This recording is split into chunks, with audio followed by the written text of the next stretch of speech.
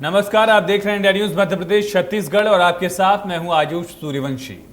देश में कोरोना संक्रमण की रफ्तार कम हो रही है, लेकिन तीसरी लहर को लेकर कयास अभी से लगाए जा रहे हैं। विशेषज्ञों की माने तो तीसरी लहर को रोकने का एकमात्र तरीका है बड़े पैमाने पर लोगों का वैक्सीनेशन।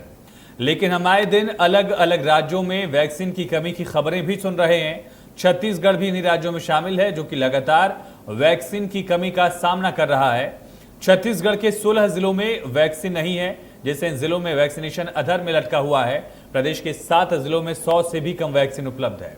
प्रदेश में कोवैक्सीन की सिर्फ 3070 डोज ही उपलब्ध है। 18+ वैक्सीनेशन के लिए राज्य के पास सिर्फ 7428 वैक्सीन के डोज हैं। प्रदेश में वैक्सीन के कमी के मुद्दे पर सियासत भी शुरू हो गई है, जहां एक तरफ कांग्रेस वैक्सीन की कमी के लिए पूरी तरह से केंद्र सरकार को जिम्मेदार ठहरा रही है, वहीं बीजेपी का कहना है कि प्रदेश सरकार के वैक्सीनेशन को लेकर उदासीन रवैये की वजह से प्रदेश की जनता को उसका खामियाजा भुगतना पड़ रहा है। आज इसी मुद्दे पर हम बात करेंगे। चर्चा करने के लिए हमारे साथ कांग्रेस के प्रवक्ता मणि वैष्णव जी जुड़ चुके हैं और बीजेपी से हमारे साथ उमेश घोरमेड़े भी जुड़ चुके हैं। उमेश जी, और साथ ही सीपीआई नेता धर्मराज महापात्र भी हमारे साथ इस चर्चा में शामिल हो रहे हैं। आप तीनों खास मेहमानों का बहुत स्वागत है। सबसे पहले अब मेरा सवाल मणि वैष्णव जी आपसे ही होगा। फिलहाल राज्य सरकार की तरफ से भी टेंडर को लेकर कोशिशें की जा रही थी, लगातार बातचीत की पहल की जा रही थी। उस कोशिश का क्या हुआ और केंद्र सरकार के सामने वैक्सीन को लेकर जो मांग रखी गई थी उस पर क्या नतीजा निकला? आयुष जी, जो मैं सबसे पहले ये बात बता देना चाहता हूं जी। सबसे पहले मैं ये बात कहना चाहूंगा कि टीका बनवाना और टीका उपलब्ध करवाना है केंद्र सरकार का। टीका लगवाना ये काम है राज्य सरकार। केंद्र सरकार को यह सुनिश्चित करना चाहिए कि प्रत्येक राज्य, प्रत्येक व्यक्ति को जो है टीका जो है उपलब्ध कराए। टीका लगवाना राज्य का काम है और छत्तीसगढ़ राज्य काम बहुत अच्छे से कर रहा है। हम प्रतिदिन 3 से 4 लाख लोगों को वैक्सीन लगाने में सक्षम है। हमने लगाया भी है। हमने टॉप 5 में जो है उत्कृष्ट प्रदर्शन किया है छत्तीसगढ़ ने राष्ट्रव्यापी टीकाकरण में। और मैं आपको बताना चाहूंगा कि कल के आंकड़े जो है वो 70 लाख लोगों को वैक्सीन लगाई जा चुकी है प्रदेश में। लेकिन केंद्र सरकार का जो रवैया है वो बेहद उदासीन है। केंद्र सरकार इतनी बड़ी महामारी में भी आरोप प्रत्यारोप में लगी हुई है। केंद्र को सर्वप्रथम यह काम करना चाहिए कि प्रत्येक व्यक्ति के लिए टीका की व्यवस्था करे, अधिक से अधिक जो है कंपनियों को टीका बनाने के लिए प्रेरित करे, उन्हें सहायता दे। दूसरी बात मैं कहना चाहूंगा कि टीका निर्माण कराना और उपलब्ध कराना, क्योंकि ये केंद्र सरकार का काम है, तो केंद्र सरकार को इस बात को राज्य सरकार के ऊपर नहीं डालना चाहिए। राज्य सरकार अपना काम बखूबी निभा रही। उमेश जी, इस आरोप पर क्या जवाब देना चाहेंगे? वो भी उस केस में जब लगातार कहा जा रहा है कि देश की जो वैक्सीन थी उसे एक्सपोर्ट करके गलती कर दी गई और अब देश के अलग अलग प्रदेशों में वैक्सीन की कमी लगातार सामने आ रही है। संवेदनशील विषय है और जिस वक्त में पूरे देश को, सभी राजनीतिक दल को एक मत से वैक्सीनेशन की प्रक्रिया को आगे बढ़ाना चाहिए, उस वक्त मुझको बहुत दुख के साथ कहना पड़ रहा है कि कांग्रेस के शीर्ष नेता से लेकर के राज्य स्तर के नेता तक तमाम लोग भ्रम फैलाने में लगे हुए हैं। चाहे कोवैक्सीन को लेकर के भ्रम फैलाने की बात हो या फिर दूसरे देशों में वैक्सीन को जो पहुंचाने का विषय है उसको लेकर के भ्रम फैलाने की बात हो। आपने कहा कि विदेशों में वैक्सीन भेजने के आरोप लग रहे हैं। आप भी आयुष जी उन विषयों को बेहतर तरीके से जानते हैं, समझते हैं और कांग्रेस के मित्र जिन्होंने 55 वर्षों तक इस देश के अंदर में शासन किया वो भी बेहतर तरीके से जानते हैं कि किन परिस्थितियों में, किन करार के तहत, किन लाइसेंसिंग प्रक्रिया के तहत, किन कॉमर्शियल प्रक्रिया के तहत वह वैक्सीन देश से बाहर भेजी गई है। अभी हमारी सरकार है, इस वक्त में अगर कोई और सरकार भी होती तो WHO के तहत जो वैक्सीन की मैत्री हुई है उसके तहत जो वैक्सीन भेजने की जो बाध्यता है हमारे, उसी के तहत भेजा गया है। और उसके बावजूद भी पूरे देश में अगर हम बात करें तो वैक्सीनेशन की प्रक्रिया को विश्व स्तर पर भी अगर हम देखें तो आज भारत वैक्सीनेशन की प्रक्रिया में 22 करोड़ वैक्सीन लगा करके दूसरे स्थान पर है। और मुझे फिर दुख हो रहा है और मुझको इस बात का एहसास होता है कि यदि कांग्रेस के मित्र वैक्सीनेशन की प्रक्रिया को लेकर के राजनीति नहीं करते, भ्रम नहीं फैलाते, वैक्सीनेशन वैक्सीनेशन की प्रक्रिया को रणनीतिक तौर पर बाधित करने का प्रयास नहीं करते तो शायद मैं आपके चैनल पर बैठ के कह रहा होता कि आज विश्व के अंदर में भारत वैक्सीनेशन की प्रक्रिया में पहले स्थान पर है। अगर मैं छत्तीसगढ़ की ही बात कर लूं तो छत्तीसगढ़ में 45+ की वैक्सीनेशन को लेकर के अभी मनी जी कह रहे थे कि 3 लाख 3.5 लाख वैक्सीनेशन की प्रक्रिया हम प्रतिदिन कर सकते हैं। मैं उनसे पूछना चाहता हूं कि कल ही 3,60,000 कोविशील्ड वैक्सीन की डोज आपके पास आकर के रखी हुई है और पहले से जो स्टॉक रखा हुआ है अगर उन सबको जोड़ दिया जाए तो लगभग 10 लाख का स्टॉक कोविशील्ड का आपके पास रखा हुआ है। उसके बाद भी 45+ के वैक्सीनेशन की प्रक्रिया बीते 15-20 दिनों से लगातार उदासीन क्यों दिख रही है, इस बात का जवाब मनी जी को देना चाहिए। रह गई बात 18+ के वैक्सीनेशन प्रक्रिया की, तो हमने आपने तमाम लोगों ने देखा है कि जब वैक्सीनेशन के ऑर्डर तमाम राज्य दे रहे थे उस वक्त छत्तीसगढ़ राज्य के अंदर में केवल राजनीतिक बयानबाजी और पत्रजीवी लोग पत्र लिखने का काम कर रहे थे। और आज जब वैक्सीनेशन की कमी यहाँ पर निकल करके आ रही है तो केंद्र सरकार के ऊपर आरोप लगा रहे हैं। जिस वक्त मैं आपसे बात कर रहा हूं आयुष जी, उस वक्त देश के अंदर में 10 ऐसे राज्य हैं जहां छत्तीसगढ़ के साथ में ही 18+ के वैक्सीनेशन की प्रक्रिया प्रारंभ होती है और वो तमाम राज्य 10 लाख से अधिक वैक्सीन अब तक लगा चुके हैं। और अगर मैं छत्तीसगढ़ को देखता हूं तो पुनः मुझे दुख होता है, हम 7 लाख पर अटके हुए हैं और केंद्र सरकार को केवल आरोप लगा करके अपनी जिम्मेदारियों से बचने का प्रयास कर रहे हैं। जवाब उमेश जी मैं मणि जी से बिल्कुल लूंगा, लेकिन सवाल बिल्कुल ये है कि अगर आप कंपेयर करते हैं बाकी देशों की तुलना में तो यकीनन हमारा जो आंकड़ा है 22 करोड़ है, लेकिन आप परसेंटेज वाइज देखेंगे तो बहुत पीछे हैं। मैं छोटे देशों की तुलना नहीं कर रहा हूं कि इजराइल ने 60% लोगों को वैक्सीनेट कर दिया है, बल्कि अमेरिका, ब्राजील, रशिया जैसे जो बड़े देश हैं उनमें भी एक बड़ी आबादी को वैक्सीनेट किया जा चुका है। अमेरिका ने डबल डोज के मामले में 40% लोगों को वैक्सीनेट किया। ब्राजील में भी आंकड़ा लगभग 13 से 14% है। रशिया ने भी 10% से ज़्यादा लोगों को वैक्सीनेट किया है, और जबकि हम डबल डोज के मामले में अभी 4% के पार भी नहीं हो पाए। तो ये सवाल इसलिए भी है क्योंकि देश वैक्सीन प्रोडक्शन के मामले में दुनिया का सबसे बड़ा प्रोड्यूसर है। हमारे यहाँ कई सारी कंपनीज हैं जिनको टेंडर्स दिए जा सकते थे, हालांकि अब दिए भी गए हैं। ये कहा जा रहा है कि जून, जुलाई, अगस्त तक ये वैक्सीन का जो प्रोडक्शन और ज़्यादा आगे बढ़ेगा। इस साल के आखिर तक सरकार ने दावा किया कि सबको वैक्सीनेट कर लिया जाएगा, लेकिन फिलहाल जो दर चल रही है अभी हम 4% पे भी नहीं पहुंचे हैं। इस हिसाब से आपसे लगता है कि साल के आखिर तक पूरी आबादी वैक्सीनेट हो जाएगी?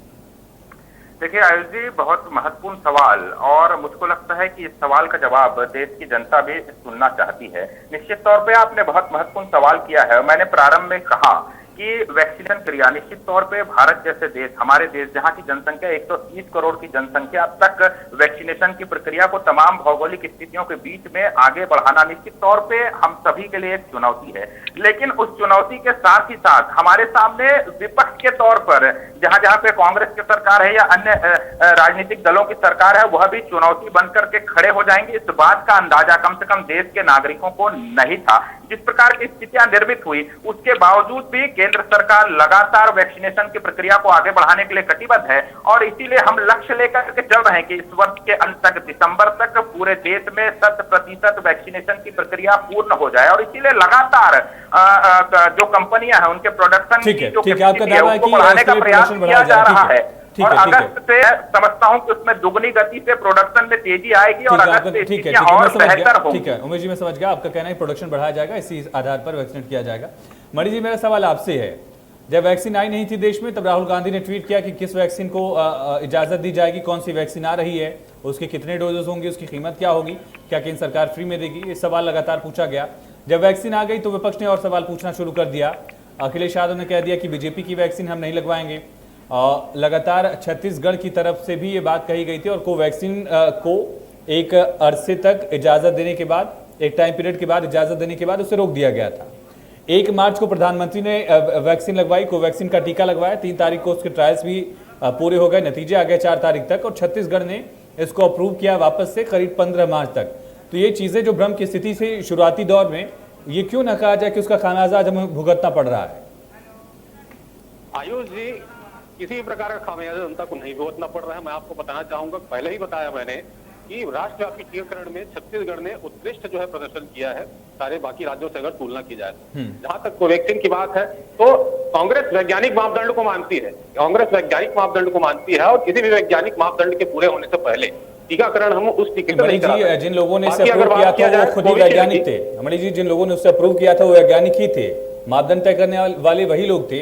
अगर उन्होंने इमरजेंसी अप्रूवल के लिए इजाजत दी थी तो यकीनन कुछ पढ़ लिख के ही दिया होगा। अगर ये कहा जाए कुछ चीजें ऐसी हो सकती हैं जो हमारे नॉलेज में ना हो, वैक्सीन को अप्रूव करने वाले वैज्ञानिकों के नॉलेज में रही हो, उस चीजों को आधार मानकर ही अप्रूव किया गया होगा। आयुष जी जैसे मैंने पहले भी कहा, हाँ। कोविशील्ड जो है वो भी भारत में बनी, कोवैक्सीन जो है वो भी भारत में बनी, दोनों भारतीय कंपनियों ने बनाई। कोविशील्ड मार्केट में पर्याप्त रूप में उपलब्ध थी और इस कारण छत्तीसगढ़ ने उस टीके को स्वीकार किया। लेकिन कोवैक्सीन, क्योंकि हम वैज्ञानिक पद्धति को मानते हैं, और कोवैक्सीन जो है तृतीय चरण जो है पूरा नहीं कर पाई थी। कल इसी सवाल का जवाब अमित जी दे रहे थे। अमित जी ने मांग की थी, अमित श्रीवास्तव जी आपके पार्टी के प्रवक्ता, अमित जी ने कहा कि फाइजर की वैक्सीन और बाकी वैक्सीन को भी अप्रूव किया जाए। तो अप्रूव तो तभी किया जाएगा जब वैज्ञानिक आधार पर वो सारी चीजें साबित हो जाएंगी। फिर उस सवाल का जवाब आपस में ही घुल मिल सा जा रहा है। मैं आपके पास आऊंगा इसका जवाब लेने की, लेकिन धर्मराज महापात्र जी भी हमारे साथ जुड़ चुके हैं, सीपीआई के नेता है। धर्मराज जी बहुत स्वागत है। सर, वैक्सीन को लेकर सीपीआई का स्टैंड क्या है और क्या इसको लेकर राज्य सरकार की कोशिशें कम है या केंद्र सरकार की? देखिए, पहली बात तो ये है कि मैं सीपीआई से नहीं, सीपीएम से हूँ, communist party of India, Marxist से, कृपया उसे संशोधित करें। दूसरी बात यह है कि जहाँ तक ये वैक्सीन के क्राइसिस है, इसकी पहली और सबसे प्रारंभिक रिस्पॉन्सिबिलिटी है तो वो केंद्र सरकार है। और ये जो क्राइसिस हो रहा है उसमें जो भूमिका है वो केंद्र सरकार की है। केंद्र सरकार ने इस मामले में जिस तरीके का नकारात्मक रुख अपनाया, उसी ने इस वैक्सीन संकट को जन्म दिया है। और अभी जो ये सरकार दावे कर रही है कि हम दिसंबर तक जो है, प्रकाश जावड़ेकर जी ने जो बयान दिया कि हम दिसंबर तक देश के हर नागरिक को वैक्सीनेटेड कर देंगे, और अभी आपकी चर्चा में मैं सुन रहा था जो अंतर्राष्ट्रीय स्तर पर आज हालात हैं, इसमें भारत सबसे लोएस्ट स्थिति में है।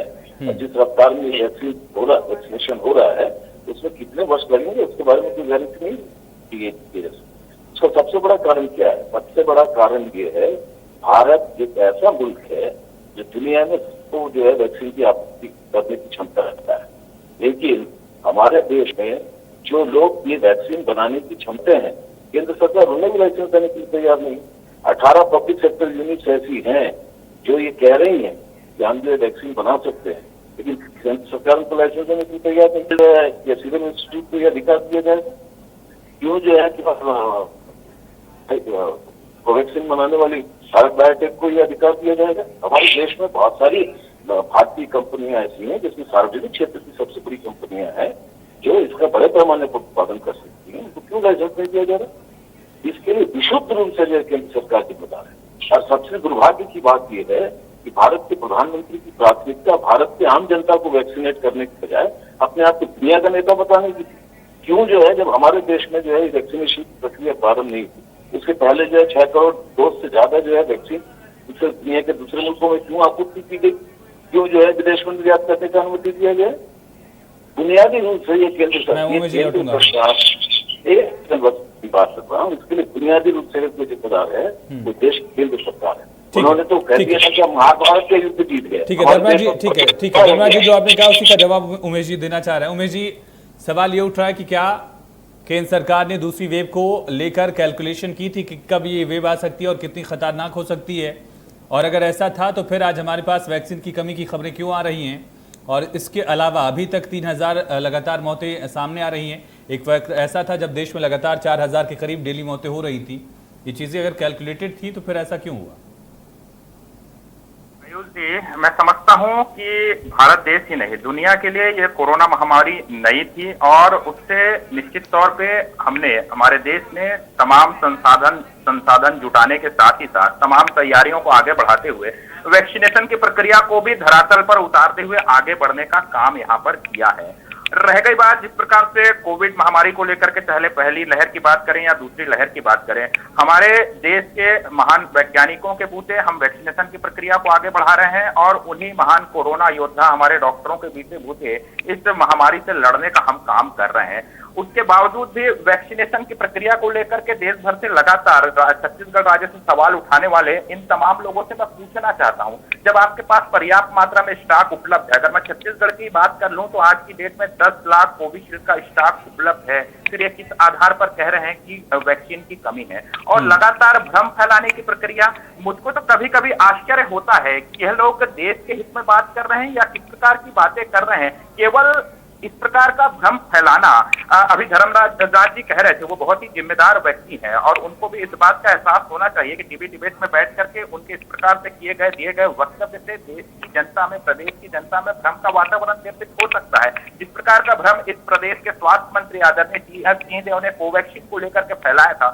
जिसका दंश आज तक छत्तीसगढ़ की जनता भुगत रही है और वैक्सीनेशन की प्रक्रिया आज छत्तीसगढ़ में किस प्रकार की स्थिति में आकर के खड़ी हो गई है, इसका एकमात्र कारण इस प्रकार के जिम्मेदार राजनेता जिन्होंने भ्रम फैलाया। आपने जिक्र कहा कि किसी एक नेता ने कहा था कि यह बीजेपी का वैक्सीन है। इसी प्रकार की स्थिति से आज देश दुखी है, जबकि देश की जनता एकजुट होकर के, इस देश की जनता ने इस महामारी से लड़ने के लिए बहुत बेहतर तरीके से आगे कदम बढ़ाया है। और देश जी की बस जनता बहुत की छोटा सा सवाल ही आपसे पूछूंगा मैं, उसके बाद मणि जी के पास जाऊंगा। सर, इतना ही अगर इतनी ही काबिलियत थी, इतनी ही कामयाबी थी, तो फिर देश में आंकड़े क्यों आए? सवाल तो ये भी है।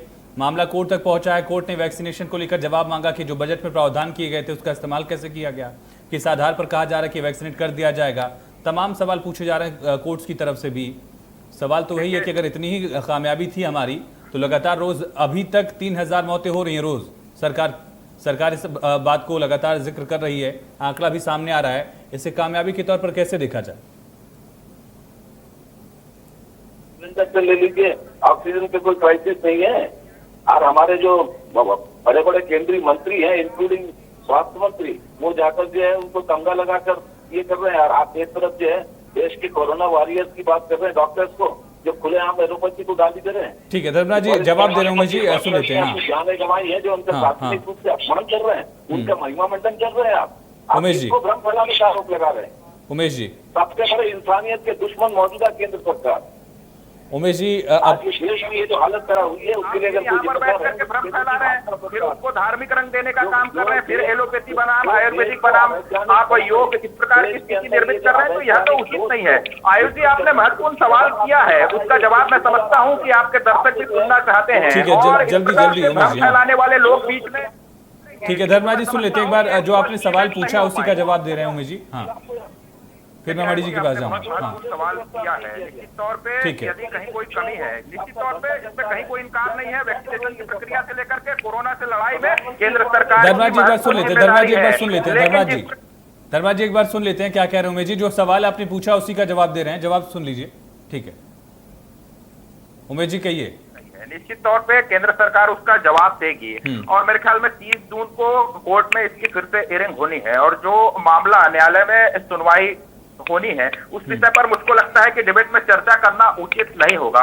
और इसी फैसले में तमाम राज्य सरकारों ने जिन्होंने फ्री वैक्सीनेशन 18+ वालों को करने की बात कही है, उनसे भी न्यायालय ने हलफनामा मांगा है कि वहां पर क्या स्थितियां हैं। जैसे कि छत्तीसगढ़ के अंदर में छत्तीसगढ़ सरकार ने ऑर्डर देने से लेकर के तमाम स्तर पर उदासीनता दिखाई है, लगातार लापरवाहियां की है। मुझको लगता है कि छत्तीसगढ़ सरकार भी अपने हलफनामे में इन तमाम चीजों को स्वीकार करेगी और आने वाले समय में न्यायालय के माध्यम से दूध का दूध और पानी का पानी होगा। मैं बस आपके माध्यम से इतना आश्वस्त करना चाहता हूं आपके दर्शकों को कि अगस्त के महीने से निश्चित तौर पे वैक्सीन का प्रोडक्शन दुगना होगा और वर्तमान में भी जिस प्रकार से छत्तीसगढ़ में 10 लाख से ज्यादा वैक्सीन का स्टॉक रखा हुआ है, तो छत्तीसगढ़ चलिए ठीक है मणि जी, ठीक है उमेश जी, मैं लौटता हूं आपके पास। मणि जी, कहा जा रहा है कि वैक्सीन का स्टॉक छत्तीसगढ़ में उपलब्ध है, 10,000 कोविशील्ड की डोजेज उपलब्ध हैं। तो अगर ऐसा है तो फिर वैक्सीनेशन रेट को और ज्यादा बढ़ाया क्यों नहीं जा रहा है? और इसके अलावा वैक्सीनेशन को लेकर जो आंकड़े सामने आए थे छत्तीसगढ़ के लिहाज से, केंद्र सरकार ने जो आंकड़ा जारी किया था कि वैक्सीन वेस्टेज के मामले में भी छत्तीसगढ़ टॉप 3 राज्यों में है, तो फिर सर वैक्सीन नहीं मिलने की शिकायत कैसे हुई जब वैक्सीन वेस्ट हो रही है? 2.5 लाख वैक्सीन वेस्टेज है छत्तीसगढ़ में। जी जी,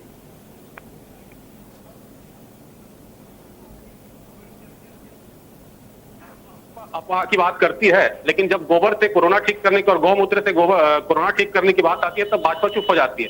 भाजपा के लोग कहते हैं कि गोबर से कोरोना ठीक हो जाएगा, गौमूत्र से ठीक हो जाएगा। सबसे पहली बात मैं कहना चाहूंगा कि कोरोना को इस देश में फैलाने में भारतीय जनता पार्टी द्वारा रचित रंगारंग कार्यक्रमों का हाथ है। उसके बाद जब दवाओं की और इलाज की और ऑक्सीजन की कमी हुई, तब भी केंद्र सरकार इलाज उपलब्ध नहीं करा पाई, ऑक्सीजन उपलब्ध नहीं करा पाई। अब क्योंकि वैक्सीनेशन का समय आया है, वैक्सीनेशन एकमात्र सशक्त माध्यम है कोरोना से बचाव के लिए, लेकिन केंद्र सरकार वैक्सीन भी उपलब्ध नहीं करा पा रही है।